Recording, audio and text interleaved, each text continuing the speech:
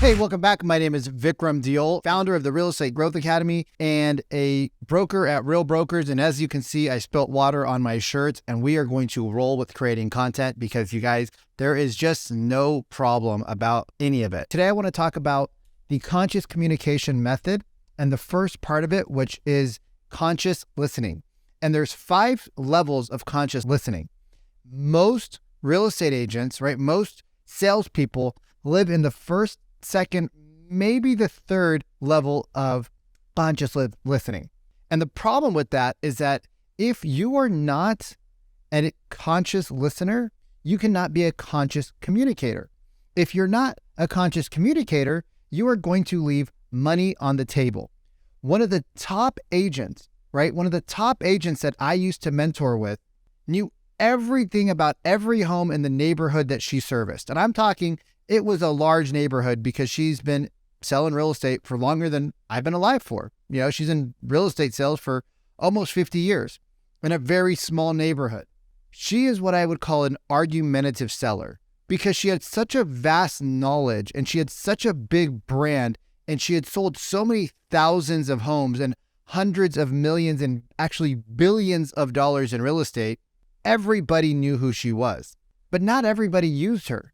And as the market became more competitive and as the internet came on, people started to use other agents, and she went from being the number one dominant agent in the neighborhood to losing market share. Now, it didn't mean that she still didn't have the best year after the best year after the best year. Obviously, price inflation helped with that, but she wasn't the dominant agent like she used to be 10 years ago.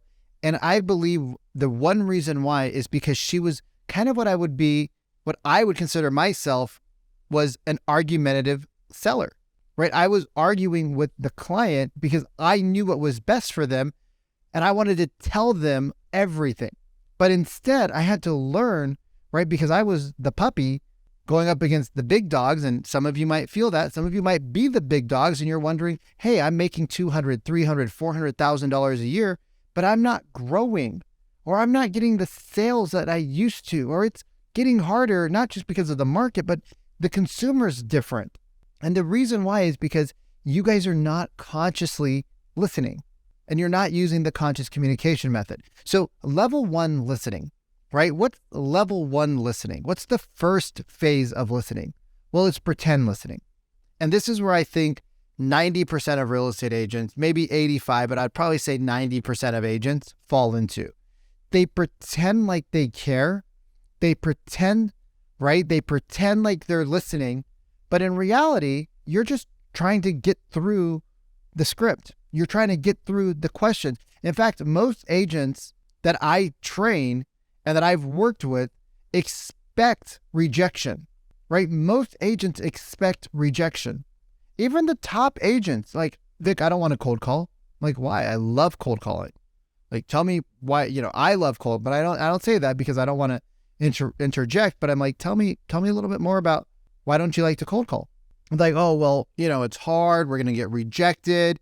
We say the same thing that everybody else in our office says. It's a lot of work, right?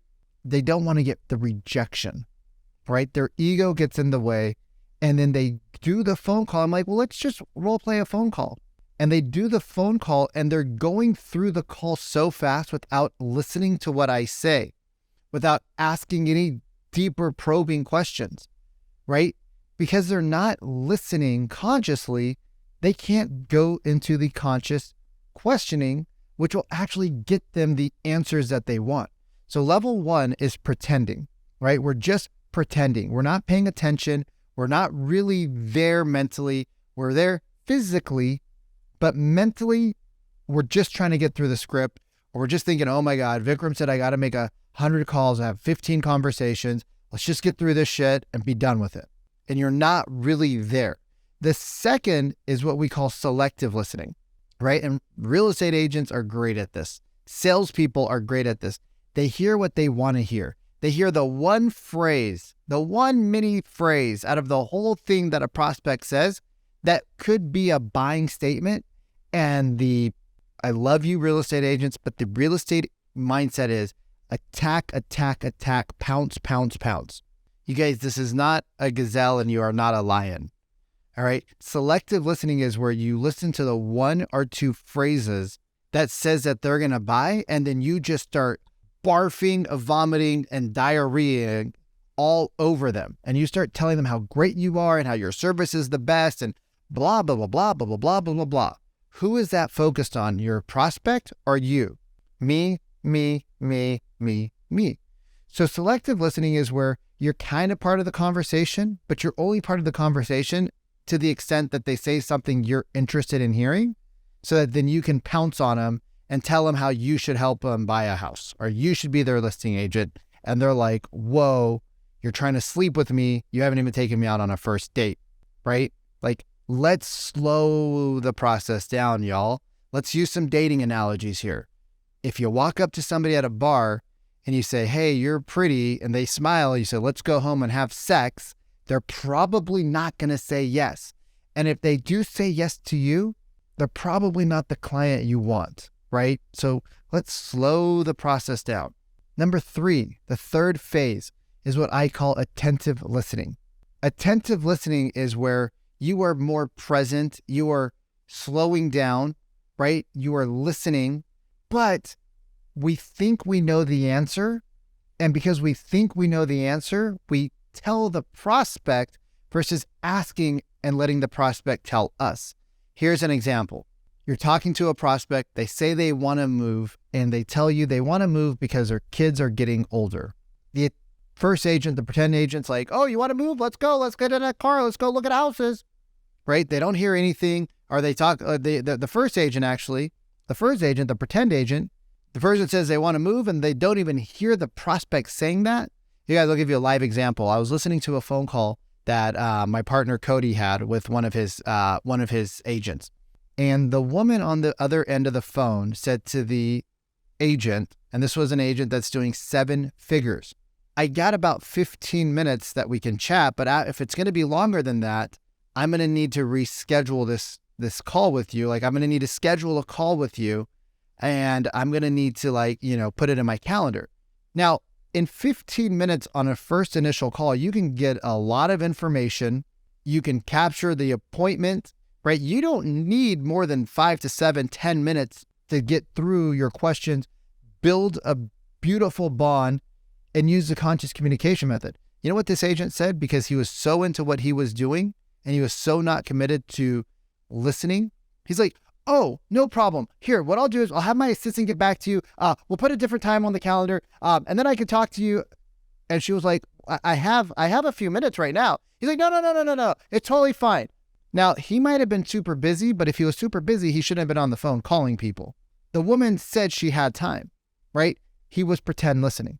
He was already on to his next activity.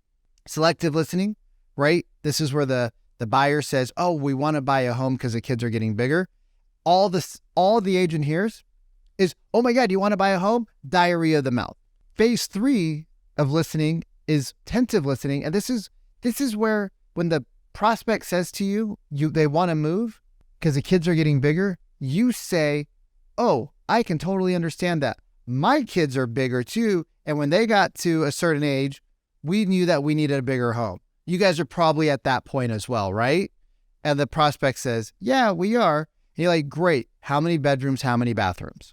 You completely negated everything that they were about to tell you or potentially could have told you because you went into me.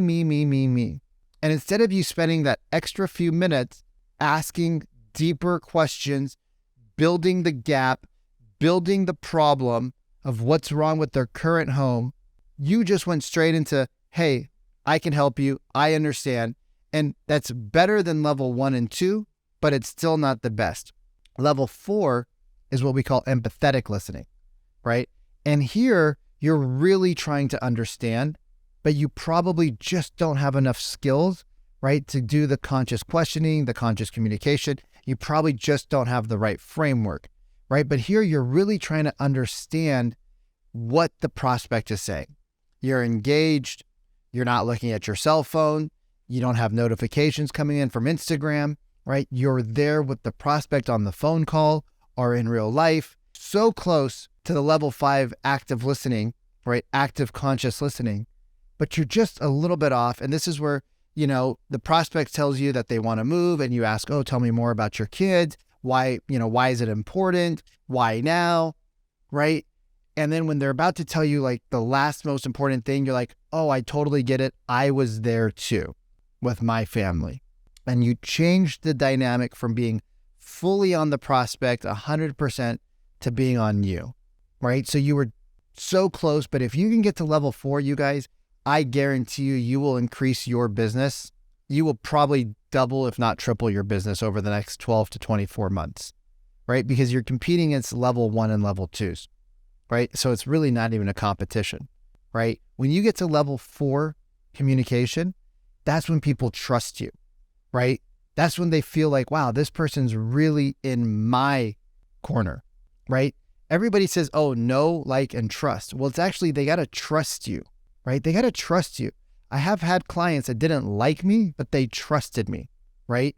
They knew that I was always going to give them the right advice. They knew that I was always going to be straight with them. They knew that I was going to listen. Even if I was in the shower, I had Post-it notes, right? You go on Amazon and you can get water notes, and I would take notes. They're like, are you in a car wash? I'm like, no, I'm in the shower. They're like, why are you on the phone? I'm like, I got a notepad in here. Like, it's no problem. Like, why not take care of 2 things at once? I'm like, I'm not going to do a FaceTime with you right now. Like, that's going to cost you extra, and we would have fun with it. I'm like, but let's talk about what's going on. They're like, you are the wildest person we've ever met. And I'm like, do you not trust me? They're like, no, we totally trust you. Like, who picks up their phone in the shower? I was like, I do. Like, you're weird. We don't know if we like you, but we trust you, right? So people don't always have to fully like you, but they do need to trust that you're going to give them the best advice. And that only happens when you become a great listener. The 5th level, right? Conscious listening, right? This is where you're fully active. You're fully engaged. You're fully emotionally there for your prospect. And you keep it on your prospect the entire time. As agents, we've been taught to build rapport and find commonalities. Use the forward questions. And if that's all you got, great. It's better than nothing. But it's not the best way. It's, in fact, super old. It's 30 years old, 40 years old.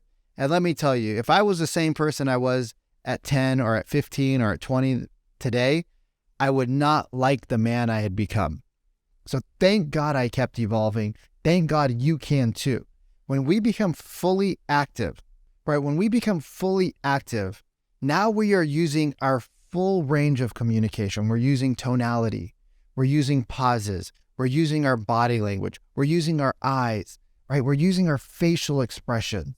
We're dropping our tone, or we're raising our tone. We're asking questions. We're being curious. But we're keeping it on the prospect. We're keeping it on their needs. You guys, when you do this well, I have clients that get off the phone and they send me messages. Oh my God, Vikram, I just had a 15-minute, 20-minute, 25-minute conversation. And I'm like, okay, tell me why is it so long? Well, when you start out, you're very excited, right? And you're using all the tactics, the people are talking to you, you get super engaged. And they go, they told me everything. I'm like, what do you mean? They told me everything. I don't know what that means. Can you help me out here? Can you unpack that? They told me why they were moving. They told me about their family. They told me about fights. They told me about arguments. They told me about how they almost got divorced. They told me that there were so many things. And I was like, wow, that sounds amazing. Is this something new to you? Like, nobody ever tells us anything. Like, we're always like, hey, how many bedrooms? 3 beds, 2 baths. Okay, great. What's your time frame? Oh, we're in no rush. Like, they just blew us off. And then we try to follow up. And we know what happens when you have a transactional conversation. You get a transactional follow-up. Oh, we're not interested. Oh, we're going to wait. Oh, the interest rates. Oh, this. Oh, that. The market, the economy. The same thing that has been said for the last 10, 20, 30, 40, 50 years, you are going to get. So the first part of becoming a conscious communicator is becoming a conscious listener. And when you can get to level 4, right? Even at level 3, you're going to start seeing huge changes, right? Because you're actually conscious, right? You're actually attentive. But when you get to level 4 and then you grow to level 5, you will see that people call you for everything. Before they buy toilet paper, they're going to call you. Hey, Vikram, you told me not to make any purchases without calling you. Yeah, what are you buying? well, we're going to Costco, and our total, our bills are going to be like $1,100. Is this abnormal for you guys? No. Okay, then that's cool. Like, just don't go out and buy a car. Oh, okay, cool. So we're good. We're not going to mess up our mortgage. No, you're good. Okay. We just wanted to check with you because we trust you. Okay, yeah, no, you're good, you guys. I appreciate you calling. You're good. Like, just don't make any abnormal purchases between now and the close of your house. Don't go buy the furniture. Order it. Don't buy it, though. Right? Put it on layaway, whatever you need to do, but don't pay for it. They're like, oh, okay, cool. Vic, do you mind if we call you again? I'm like, no, you're cool. Right?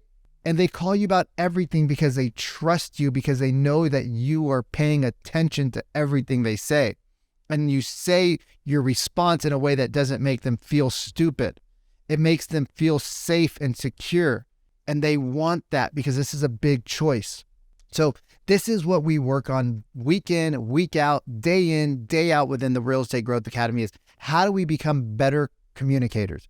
If we can raise your level of questioning and listening and tonality and facial expressions and body language, you will see your sales skyrocket.